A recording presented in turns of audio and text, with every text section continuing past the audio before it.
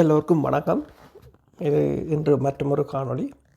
அமெரிக்காவுக்கும் ஈரானுக்கும் இடையிலான போர் நிறுத்தம் முறிந்துவிடும் என்று எதிர்பார்த்திருந்த நிலையில் போர் நிறுத்தம் முடிவடைவதற்கு ஒரு மணி நேரத்துக்கு முன்னரே அமெரிக்க அதிபர் ட்ரம்ப் அதனை கால வரையறை என்று நீடித்திருந்தார்.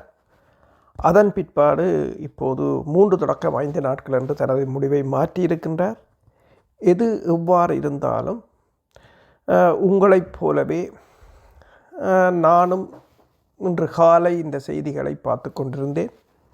மேலும் இன்று ஏப்ரல் 22, 2026 அன்று என்ன நடந்தது என்பதை பற்றி சில கருத்துக்களை சொல்லலாம். ஏனென்றால் இது ஒரு புதிய சுழற்சியில் மங்கி போகும் தருணங்களில் ஒன்று அல்ல. மாறாக இந்த நாட்டை ஆளும் மக்கள், அதாவது இந்த உலகத்தில் உள்ள பல நாடுகளை ஆளும் மக்கள் என்ன செய்கிறார்கள் என்பதை உண்மையில் அறிந்திருக்கிறார்களா என்பதை சோதிக்கும் தருணம். அதாவது ஒவ்வொரு நாடுகளும் தங்கள் தலைவர்கள் என்ன செய்கிறார்கள் என்பதை அறிந்து கொள்கிறார்களா என்பதை நாங்கள் சோதிக்கின்ற ஒரு தருணமாகத்தான் பார்க்கலாம். அமெரிக்க அதிபர் டொனால்ட் ட்ரம்ப் ட்ரூத் சோஷலில் தளத்தில் போர் நிறுத்தம் கால வரையறையின்றி நீடிக்கப்படுவதாக அறிவித்த சில மணி நேரங்களுக்கு பிறகு ஈரானின் IRGC என்ற புரட்சிகர பாதுகாப்பு படையினர் ஹோர்முஸ் நீரிணையில் 3 வர்த்தக கப்பல்கள் மீது தாக்குதலை நடத்தியிருந்தனர். ஒரு கப்பல் மீது இயந்திர துப்பாக்கிகளால் சுடப்பட்டதுடன் அந்த கப்பல் மீது RPG தாக்குதலில் நடத்தப்பட்டிருந்தன. பின்னரில் அவற்றில் 2 கப்பலான MSC பிரின்செஸ்கா மற்றும் அபமெண்டிஸ் ஆகிய 2ஐயும் அவர்கள் கைப்பற்றி கொண்டு சென்றிருக்கிறார்கள். அந்த கைப்பற்றிய காணொளிகள் இப்போது வந்திருக்கின்றன. அதாவது அமெரிக்க படையினர், உங்களுக்கு தெரியும், ஈரான்ட 2 கப்பல்களை கைப்பற்றியிருந்தார்கள். ஒரு சரக்கு கப்பல் தொஸ்கான்ற கப்பல், அதே நேரம் எண்ணெய்களை தாங்கி கப்பல் ஒன்று. அந்த கப்பலில் அமெரிக்காவின் மெரைன் படையினர் உலங்கு வானூர்திகளில் சென்று இறங்கிய காணொளிகளை சென்ட்காம் என்ற மத்திய கட்டளை மையம் வெளியிட்டிருந்தது.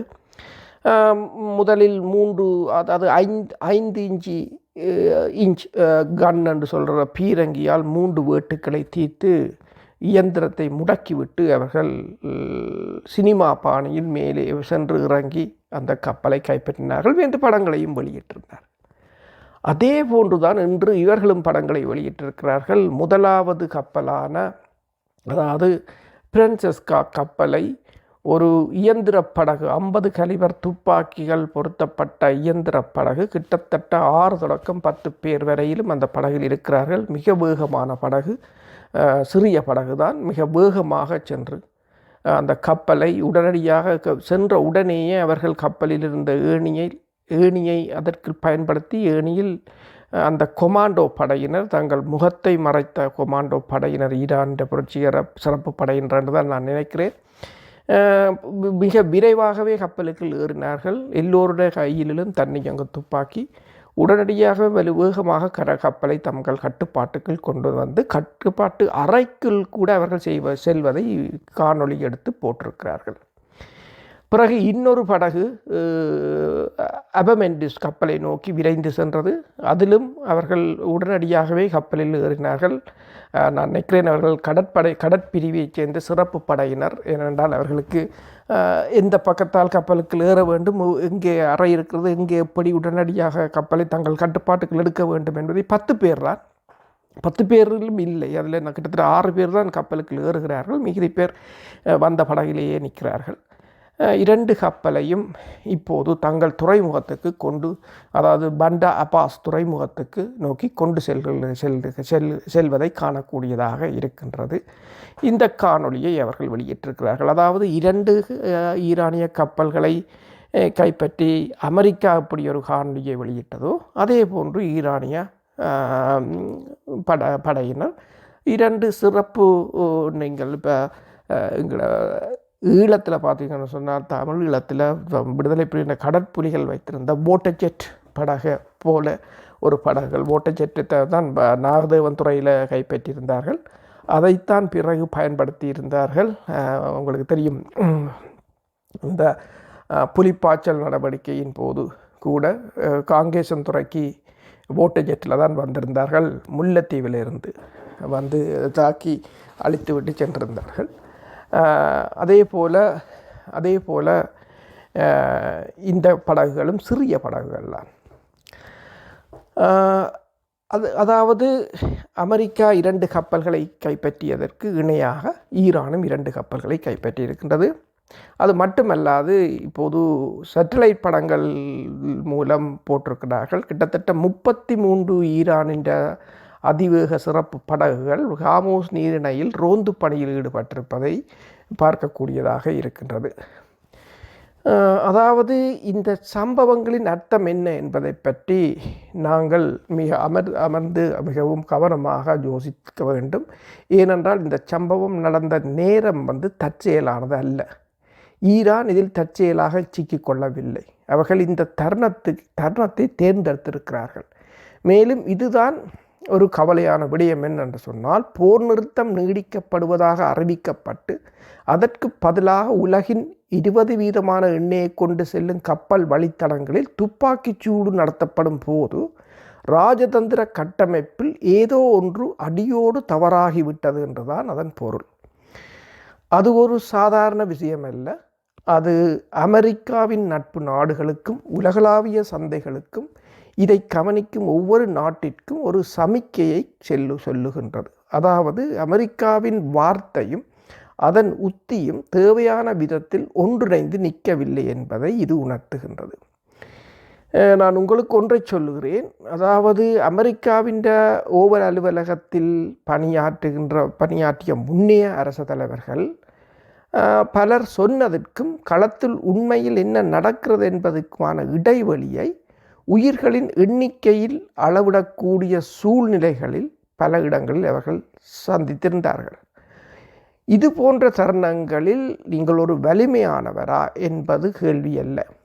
நீங்கள் ஒருங்கிணைந்து செயற்படுகிறீர்களா என்பதுதான் கேள்வி. உங்கள் ராஜதந்திரம், உங்கள் இராணுவ நிலைப்பாடு மற்றும் உங்கள் அரசியல் செய்திகள் ஒரே கதையை சொல்கின்றனவா என்பதுதான் கேள்வி. தற்போது அவை அப்படி சொல்லவில்லை. நாம் எப்படி இந்த நிலைக்கு வந்தோம்? அதாவது இந்த போருக்குள் இதில் நாம் என்று கூறுவதை விட அவர்கள் என்று கூறலாம். அவர்கள் இந்த போருக்குள் எவ்வாறு வந்தார்கள் என்பதை பற்றி பார்த்தால், இஸ்லாமாபாத்து பேச்சுவார்த்தைகளில் இருந்து தொடங்கினால் அதை பற்றி இன்னும் சற்று நேரத்தில் பார்க்கலாம். இன்று என்ன நடந்தது என்பதை புரிந்து கொள்ள நம்மை இங்கு கொண்டு வந்த பாதையை புரிந்து கொள்ள வேண்டும். ஏனென்றால் இந்த சம்பவமும் இன்று காலை தொடங்கவில்லை. ஜூன் 2025 சென்றால் இஸ்ரேல் ஈரானுக்கு எதிராக 12 நாள் போர் என்று அறியப்பட்ட போரை நடத்தியது. அணுசக்தி நிலையங்கள், இராணுவ கட்டமைப்புகள், கட்டளை மையங்கள் மீது தாக்குதல் நடத்தப்பட்டன. இது ஜூன் 13 முதல் 24 வரை நீடித்தது. மேலும் அமெரிக்காவின் மத்தியஸ்தத்தில் பேர்ந்தொரு போர் நிறுத்தம் எட்டப்பட்டு முடிவுக்கு வந்தது. அக்காலத்தில் நெருக்கடி முடிந்துவிட்டது என்று பலரும் கூறினர். ஆனால் முடியவில்லை. அது தற்காலிகமாக நிறுத்தப்பட்டிருந்தது, அவ்வளவுதான். பின்னர் பிப்ரவரி 28 2026 மீண்டும் ஆரம்பித்தது. அமெரிக்காவும் இஸ்ரேலும் ஈரான் மீது ஒரு மாபெரும் கூட்டு தாக்குதலை தொடங்கின. அவர்கள் அணுசக்தி தளங்கள், இராணுவ தளங்கள், கட்டளை மற்றும் கட்டுப்பாட்டு வலையமைப்புகள் மீது தாக்குதல் நடத்தி உச்ச தலைவர் அயத்தல்லா ஹமேனியையும் கொன்றனர். இப்போது ஹமேனியை பற்றி நீங்கள் என்ன நினைத்தாலும் சரி, 9 கோடி மக்கள் கொண்ட ஒரு தேசத்தின் தலைமையை நீங்கள் துண்டிக்கும் போது நீங்கள் ஒரு அதிகார வெற்றிடத்தையும் நீங்கள் விரும்புவதால் மட்டும் அடங்கிவிடாத ஒரு சீற்ற அலையையும் உருவாக்குகிறீர்கள். அந்த தாக்குதல் இந்த மோதலின் தன்மையை ஒரு கட்டுப்படுத்தப்பட்ட பரிமாற்றத்திலிருந்து முடிவில்லாத போராக மாற்றியிருக்கின்றது. இதற்கு பதிலளிக்கும் விதமாக ஈரான் ஹார்மூஸ் நீரிணையை மூடியது. இங்குதான் முழு உலகமும் அதன் தாக்கத்தை உணரத் தொடங்கியது. அந்த ஜலசந்தி உலகளாவிய எண்ணெய் போக்குவரத்தில் 20% கையாளுகிறது. பிரெண்ட் கச்சா எண்ணெய் ஒரு பீப்பா இன்று $102 நோக்கி நகர்ந்திருக்கின்றது. சர்வதேச நாணய நிதியம் IMF தனது உலகளாவிய வளர்ச்சி கணிப்பை குறைத்து விட்டது. ஒரு நாளைக்கு 100க்கும் மேற்பட்ட கப்பல்கள் என்ற அளவில் இயங்கி வந்த அந்த பாதை, தினசரி பாதை இன்று சரிந்து விட்டது. ஆசியா, ஆப்பிரிக்கா, ஐரோப்பிய ஆகிய கண்டங்களில் உள்ள குடும்பங்கள், இந்த போருடன் எந்த தொடர்பும் இல்லாத மக்கள் எரிபொருள் நிரப்பும் இடங்களிலும் மளிகை கடைகளிலும் அதற்கான விலையை செலுத்துகின்றனர். இந்த நெருக்கடி அதன் அசல் எல்லையை தாண்டி வெகு தூரம் பரவிவிட்டது என்பதை நாம் நினைவில் கொள்ள வேண்டும். மேலும் புரட்சிக்கு பிந்தைய ஈரானுக்கும் அமெரிக்காவுக்கும் இடையிலான முதல் நேரடி உயர்மட்ட சந்திப்பானது இஸ்லாமாபாத் பேச்சுவார்த்தைகள் நம்மை விளிம்பிலிருந்து மீட்டெடுப்பதற்கான ஒரு வழிமுறையாக இருக்க வேண்டும் என்று கருதப்பட்டது. அடுத்து நாம் அங்குதான் பார்க்க வேண்டும். சரி, கடந்த 24 மணி நேரத்தில் சரியாக என்ன நடந்தது என்பதை பார்த்தால், ஏனெனில் உண்மைகளும் நிகழ்வுகளின் வரிசையும் முக்கியமானவை. செவ்வாய்க்கிழமை இரவு அமெரிக்க அதிபர் ட்ரம்ப் போர் நிறுத்தத்தை காலவரையின்றி நீடிப்பதாக அறிவித்தார். ஈரானிய துறைமுகங்களுக்கான கடற்படை முற்றுகையை இராணுவம் தொடரும் என்றும் சொன்னார். ஆனால் ஈரான் அவர் ஒருங்கிணைந்து முன்மொழிவு என்று அழைத்த ஒன்றை சமர்ப்பித்தது.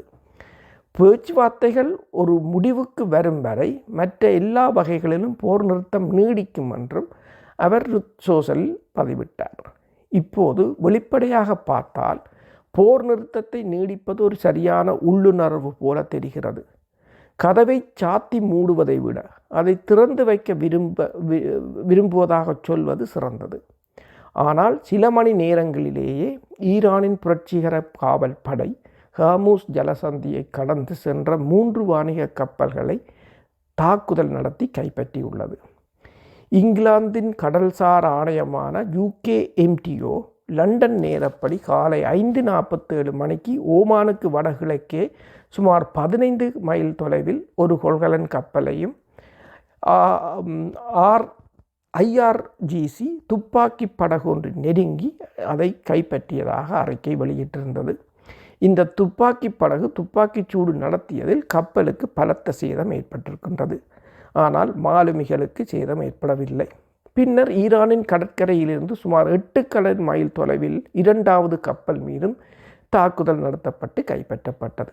3வது கப்பலும் குறிவைக்கப்பட்டதாக ஈரானிய ஊடகங்கள் இப்போது உறுதிப்படுத்தி இருக்கின்றன. அந்த கப்பல்களில் 2ஆன MSC ஃப்ரான்செஸ்கா மற்றும் எபிமெண்ட் ஆகியவை கைப்பற்றப்பட்டு ஈரானிய கரைக்கு இப்போது கொண்டு செல்லப்பட்டிருக்கின்றன. அவை அனுமதிகள் இல்லாமல் இயங்கியதாகவும் வழிச்செலுத்தல் அமைப்புகளை சேதப்படுத்தியதாகவும் IRGC கூறியுள்ளது. அமெரிக்காவுக்கும் புரட்சிக்கு பிந்தைய ஈரானுக்கும் இடையில் நடந்த முதல் நேரடி உயர்மட்ட நேருக்கு நேர் பேச்சுவார்த்தைகளின் முடிவில் இதுதான் இடம்பெற்றிருக்கின்றது. அதை பற்றி யோசித்து பார்த்தால் 1979க்கு பிறகு கிடைத்த மிக உயர்ந்த அர்ப்பணிப்பு இந்த பேச்சுவார்த்தை. அதற்கு பாகிஸ்தான் மத்தியஸ்தம் செய்தது. அமெரிக்காவின் துணை ஜனாதிபதி வேன்ஸ், ஸ்டீவ் விட்கோஃப் மற்றும் ஜெராட் குஷ்னர் ஆகியோருடன் அமெரிக்க குழுவுக்கு தலைமை தாங்கியிருந்தார் வேன்ஸ். ஈரான் நாடாளுமன்ற சபாநாயகர் முகமது பெட்கர் ஹலாஃபை அனுப்பியது. அவர்கள் இஸ்லாமாபாத்தில் அமர்ந்து தொடர்ந்து 21 மணி நேர பேச்சுவார்த்தை நடத்தினார்கள். நீண்ட நேர பேச்சுவார்த்தைகள் சில சமயங்களில் சோர்வூட்டும், வேதனையை தரும், எளிதில் உடையக்கூடியவை. ஆனால் 21 மணி நேரம் என்பது ஒரு அர்த்தத்தை கொண்டுள்ளது. இருதரப்பினரும் பேச்சுவார்த்தையில் தொடர்ந்து ஈடுபடும் அளவுக்கு தீவிரமாக இருந்துள்ளார்கள் என்பதே அதன் அர்த்தம். அது ஒன்றும் சாதாரண விடயம் அல்ல. ஆனால் நடந்தது இதுதான். வேன்ஸ் வெளியே வந்து சொன்னார், அமெரிக்கா தனது இறுதி மற்றும் சிறந்த சலுகையை வழங்கியதாக. அணு ஆயுதங்களை ஒருபோதும் தேட மாட்டோம் என்ற உறுதியான வாக்குறுதி ஈரானிடமிருந்து தங்களுக்கு தேவை என்று அவர் கூறினார். ஈரான் அமெரிக்காவின் கோரிக்கைகளை வரம்பு மீறிய செயல் என்று சித்தரித்தது. சிக்கலான விடயங்கள் மிக அதிகமாக இருந்தன.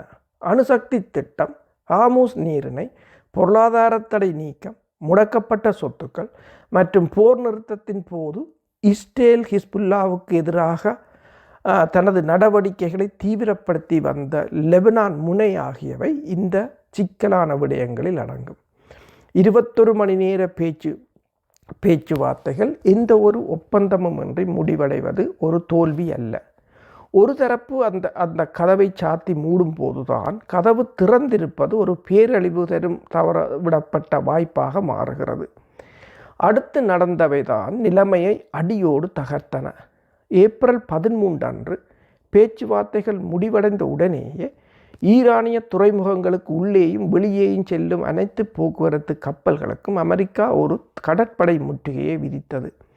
அந்த முடிவு இன்றைய சம்பவத்துக்கான ஒரு அடிக்கல்லாக அமைந்திருந்தது. அதாவது நீங்கள் 21 மணி நேரம் பேச்சுவார்த்தை நடத்தி எந்த ஒரு உடன்பாடும் இல்லாமல் வெளியேறி மறுநாளே பொருளாதார பிடியை இருக்கும் போது நீங்கள் ஒரு தெளிவான செய்தியை கூறுகிறீர்கள்.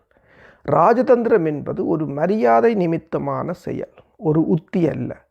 ஏப்ரல் 12 அன்று இஸ்லாமாபாத் பேச்சுவார்த்தைகள் உடன்பாடு இல்லாமல் முடிவடைந்த பிறகு நிர்வாகம் மறுநாளே ஈரானிய துறைமுகங்கள் மீது கடற்படை முற்றுகையை விதித்தது.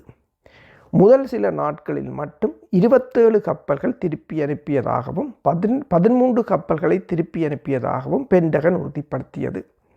பின்னர் ஏப்ரல் 19 அன்று பந்தர் அப்பாஸ் நோக்கி சென்று கொண்டிருந்த ஈரானின் கொடி தாங்கிய சரக்கு கப்பலான MV துஸ்கா என்ற கப்பல் மீது அமெரிக்க கடற்படை துப்பாக்கி சூடு நடத்தி அதை கைப்பற்றியது.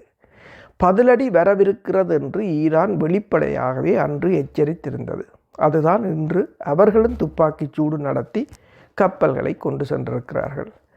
அதனைத் தொடர்ந்து பேச்சுவார்த்தைகளை மீண்டும் தொடங்குவதற்காக அமெரிக்காவின் துணை ஜனாதிபதி வேன்ஸ் இஸ்லாமாபாத்துக்கு பயணம் செய்வதாக இருந்து பேர்ந்து ஒத்திவைக்கப்பட்டு பின்னர் அதிகாரபூர்வமாக அது ரத்து செய்யப்பட்டது. போர் நிறுத்தத்தை நீடித்து உண்மையிலேயே ஒரு சரியான உள்ளுணர்வு தான் என்று, அதாவது போர் நிறுத்தத்தை நீடித்தது ஒரு உண்மையில் நல்லதென்று கூறலாம். ஆனால் இங்கே ஏதோ ஒரு தவறு நடந்து விட்டது என்று எங்கள் அனுபவம் எங்களுக்கு சொல்கிறது. ஒரு கடற்படை முற்றுகையை தொடர்ந்து கொண்டு அமைதி பேச்சுவார்த்தைகளை ரத்து செய்து கொண்டு உங்களால் ஒரு போர் நிறுத்தத்தை நீடிக்க முடியாது. அந்த 3 செயல்களும் ஒன்றுக்கொன்று முரணான சமிக்கைகளை கொண்டவை. உங்கள் வார்த்தைகள் பொறுமையை கோருகின்றன. உங்கள் முற்றுகை அழுத்தத்தை கோருகின்றது. உங்கள் ரத்து செய்யப்பட்ட பயணம் படைகளை விலக்கிக் கொள்வதை கோருகின்றது. பொஸ்னியா நெருக்கடி, வடகொரியா அணுசக்தி பதட்டம், மத்திய கிழக்கு அமைதி பேச்சுவார்த்தை ஆகியவற்றை எடுத்துக்கொண்டால் ஒரே ஒரு விதிதான் இருந்தது. உங்கள் இராணுவ நிலைப்பாடு உங்கள் ராஜதந்திர செய்திகளை ஒருபோதும் முந்திக்கொள்ள அனுமதிக்கக்கூடாது. ஏனென்றால் ராஜதந்திரம் என்பது பதற்றத்தை அதிகரிப்பதற்கான ஒரு போலி திட்டம் என்று உங்கள் எதிரி நம்பும் தருணத்தில் அவர்கள் பேச்சுவார்த்தையை விட்டு பதிலடி கொடுக்க தயாராகுவார்கள். இன்று காலை ஈரான் செய்ததும் சரியாக அதைத்தான். இப்போது நாங்கள் பார்வையை கொஞ்சம் விரிவுபடுத்தினால், ஏனென்றால் இன்று நடந்தது ஒரு அமெரிக்க பிரச்சனை மட்டுமல்ல, இது ஒரு உலகளாவிய பிரச்சனை. ஈரானின் புரட்சிகர பாதுகாப்பு படை அந்த கப்பல்கள் மீது துப்பாக்கிச்சூடு நடத்தி அவற்றில் 2 கைப்பற்றிய போது அது ஹார்முஸ் நீரிணைக்கு அப்பால் ஒரு மிக பெரும் அதிர்வலையை அனுப்பியிருக்கின்றது. பிரெண்ட் கச்சா எண்ணெய் $102 தொட்டிருக்கின்றது. இந்த மோதல் காரணமாக சர்வதேச நாணய நிதியம் ஏற்கனவே உலகளாவிய வளர்ச்சியின் கணிப்புகளை குறைத்துள்ளது. ஜகர்த்தா, ஜோஹன்ஸ்பர்க், மும்பாய் மற்றும் மான்செஸ்டரில் உள்ள குடும்பங்கள் மலிவு விலை பொருட்களுக்காக நம்பியிருக்கும் கப்பல் போக்குவரத்து வழித்தடங்கள் நசுக்கப்படுகின்றன.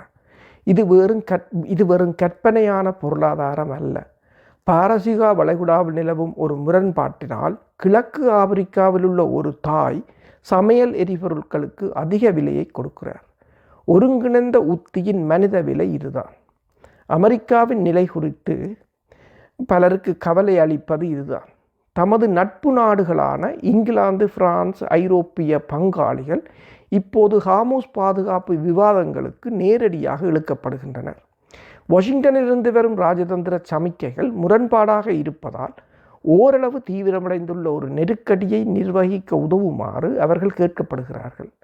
நாம் போர் நிறுத்தத்தை நீடித்துவிட்டு முற்றுகையை தொடரும் போது, நாம் பேச்சுவார்த்தைகளை திட்டமிட்டு பின்னர் அவற்றை ரத்து செய்யும் போது, நாம் கப்பல்களை கைப்பற்றிவிட்டு பதிலுக்கு கப்பல்கள் கைப்பற்றப்படும் போது ஆச்சரியத்தை வெளிப்படுத்தும் போது நமது உத்தி என்னவென்று நமது நட்பு நாடுகளுக்கு தெரியவில்லை. நட்பு நாடுகள் நம்பிக்கையை இழக்கும் போது எதிரிகள் அந்த இடைவெளியை பயன்படுத்தி கொள்கிறார்கள். அமெரிக்காவின் தலைமையின் வலிமை ஒருபோதும் இராணுவ பலத்தை மட்டும் சார்ந்திருக்கவில்லை என்பதை அமெரிக்கர்கள் நினைவில் கொள்ள வேண்டும். அது அவர்களிடம் இருக்கின்ற ஒரு ஒருங்கிணைந்த உத்தி தமது நிறுவனங்களான வெளியுறவுத்துறை, பென்டகன், உளவுத்துறை மற்றும் ஒருங்கிணைந்து செயற்படுகின்றன என்பதன் அர்த்தம். மேலும் அவர்களென்ற சொல்லுக்கு மதிப்பிருக்கிறது என்ற நம்பிக்கையை சார்ந்தது தான் அது. இன்று அந்த பார்வை, அதாவது அமெரிக்கா மீதான உலகின் பார்வை கடுமையான அடியை வாங்கியிருக்கின்றது. மேலும் இதில் ஒரு ஜனநாயக பொறுப்புக்கூறல் பரிணாமமும் உள்ளது. இதன் இறுதி நோக்கம் என்ன என்பதை அமெரிக்க மக்கள் அறிந்து கொள்ள வேண்டும். அதாவது அவர்கள் எதை அடைய முயற்சிக்கிறார்கள், வெற்றி என்பது எப்படி இருக்கும். பலரின் அனுபவத்தில் எந்த ஒரு நெருக்கடியிலும் போக்கு தணிவது மிகவும் ஆபத்தான விளைவாகும். ஏனெனில் அது அடித்தளம் கீழே நொறுங்கி கொண்டிருக்கும் போதே ஸ்திரத்தன்மை இருப்பது போன்ற ஒரு மாயையை உருவாக்கும்.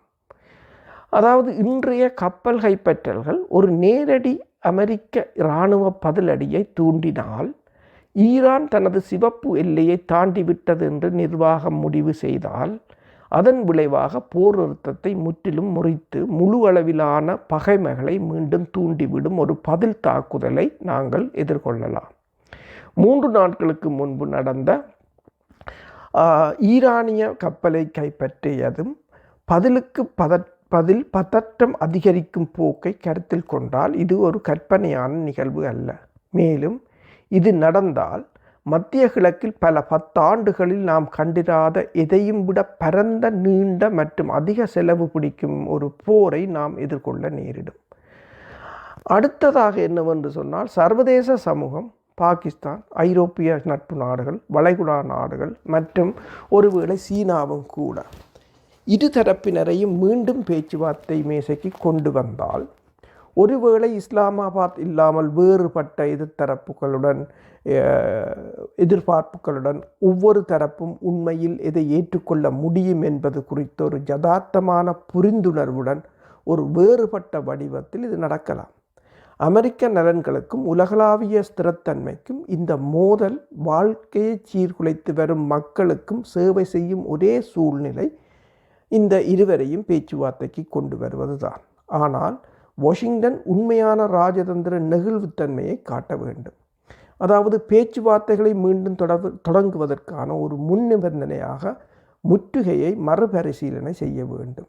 அதாவது பயணங்கள் ரத்து செய்வதல்ல, மாறாக ஜேடி வேன்ஸையோ அல்லது வேறு யாரையோ மீண்டும் பேச்சுவார்த்தைக்கு அனுப்ப வேண்டும். தற்போதைய போக்கானது ஒரு திருத்தம் செய்யப்படாவிட்டால் சிறந்தபட்சமாக, அதாவது முதலாவது சூழ்நிலையை மோசமான இரண்டாவது சூழ்நிலையையும் சுட்டி காட்டப்படுகின்றது. அதாவது ஒன்றை சொல்லி முடிக்கலாம், இன்றையதை போன்ற தருணங்களை அதிபர்கள் மட்டுமல்ல, குடிமக்களையும் கூட இந்த தருணங்கள், இன்றைய போன்ற தருணங்கள் சோதிக்கின்றன. ஏனென்றால் ஒரு ஜனநாயகத்தில் இதுவரையில் உலகம் உருவாக்கியதிலேயே இதுதான் மிகச்சிறந்த ஜனநாயகம் என்று பலர் நம்புகிறார்கள்.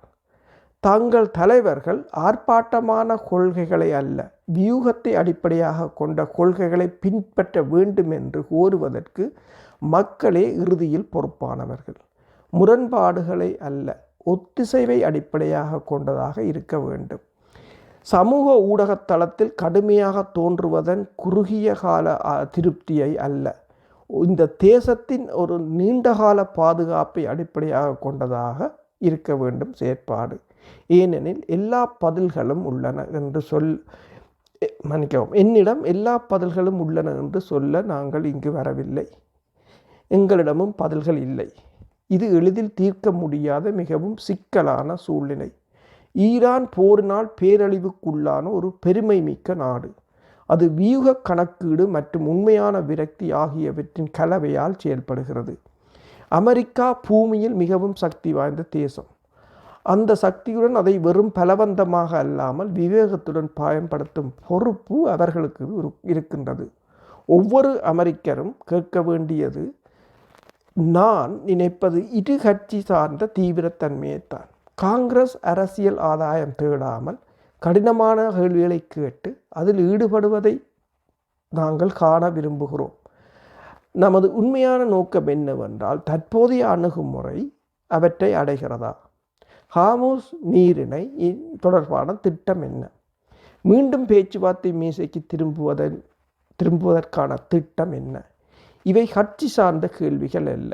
இவை ஒரு தன்னாட்சி குடியரசில் உள்ள ஒவ்வொரு குடிமக்களும் கேட்க வேண்டிய கேள்விகள். இன்னொன்றையும் சொல்லலாம். இங்கு அமெரிக்கா இதற்கு முன்பு நெருக்கடிகளை சந்தித்திருக்கின்றது. அதே அளவு ஆபத்துக்களையும் தீர்க்க முடியாத நெருக்கடிகளையும் பார்த்ததுண்டு. வலிமையையும் ஞானத்தையும் இணைத்து அவர்கள் அதை சமாளித்ததாக கூறுகிறார்கள். எப்போதும் அழுத்தம் கொடுக்க வேண்டும், எப்போது அழுத்தம் கொடுக்க வேண்டும், எப்போது உதவிக்கரம் நீட்ட வேண்டும் என்பதை அறிந்து அமெரிக்க அதிகாரத்தின் நோக்கம் ஆதிக்கம் செலுத்துவதல்ல, மாறாக அமைதிக்கு சாத்தியமாகும் சூழலை உருவாக்குவது என்பதை அவர்கள் புரிந்து கொள்ள வேண்டும். தன்னைத்தானே திருத்திக் கொள்ளும் அந்த திறனே ஜனநாயக அமைப்பின் ஆழமான பலமாகும். இன்று இரவு கேள்வி என்னவென்றால், தலைவர்களும் குடிமக்களாகிய அமெரிக்க மக்களும் அதை செயல்படுத்த தேர்ந்தெடுப்போமா என்பதுதான். நிலைமை ஆபத்தானது. இதில் உள்ள பந்தயம் மிகவும் பெரிதானது. நன்றி.